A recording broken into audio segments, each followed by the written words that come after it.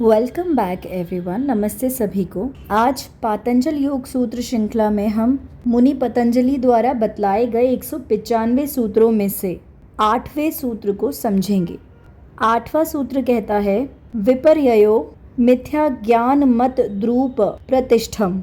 विपर्ययो का अर्थ है गलत ज्ञान, उल्टा ज्ञान, जो वास्तविकता में है उससे उल्टा देखना।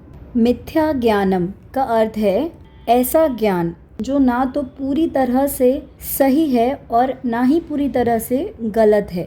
ऐसा ज्ञान जो वास्तविक आधार पर निर्भर है।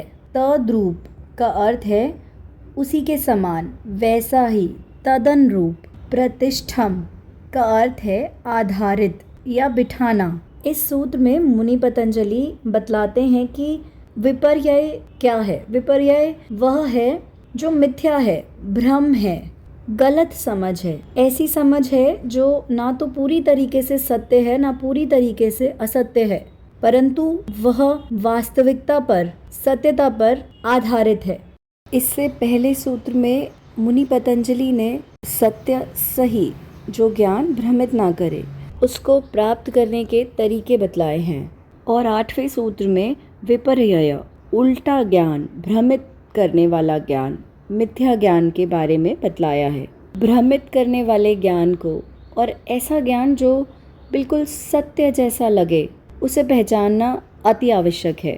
यदि हम असत्य ज्ञान, मिथ्या ज्ञान को पहचान लेंगे तब हम अपने मन को भ्रमित होने से बचा लेंगे। तब हम सही इच्छाओं से तो नहीं, परंतु इच्छाओं के जंजाल में फंसने से स्वयं को बचा लेंगे।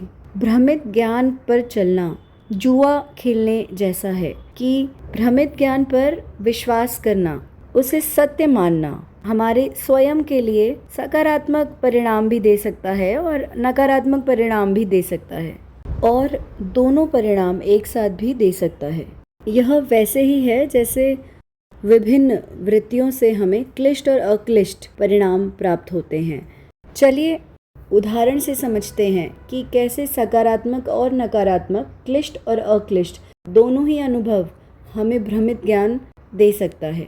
अंधेरे में पड़ी रस्सी जो हमें सांप के भांति दिखाई पड़ रही है, उसमें हमें सकारात्मक और नकारात्मक दोनों ही परिणाम, कलिष्ट और अकलिष्ट दोनों ही परिणाम मिल रहे हैं। यदि हमने उस अंधेरे में पड़ी रस्सी को सर्प समझकर छुआ नहीं, जबकि यह भी भ्रमित ज्ञान ही है, सत्य नहीं है, वास्तविक नहीं है, सच में वह रस्सी है, सर्प नहीं है, डर के मारे जो भ्रमित ज्ञान है उसकी वजह से हमें कोई नुकसान नहीं हुआ, फायदा ही हुआ। अब मान लीजिए रात का समय है और हम बीच में नदी में, पानी में फंस गए हैं और बचने के लिए, बाहर आने के लिए हमें एक रस्सी चाहिए और वही रस्सी हमें दिखाई दे रही है। लेकिन इस बार क्योंकि वही रस्सी हमें सर्प के भांति दिखाई दे रही है तो हमने उस रस्सी को छुआ नहीं, तो यहाँ पर हमारा नुकसान हो रहा है। यह भी भ्रमित ज्ञान है। वास्तविक रूप में वह रस्सी ही है, पर हम उसे सर्प समझकर छू नहीं रहे, उसे इस्तेमाल नहीं कर रहे, तो इससे हमारा नुकसान हो रहा है। 8वां सूत्र पूर्ण हुआ। यहाँ तक सुनने के लिए धन्यवाद। अब कल जारी रखेंगे।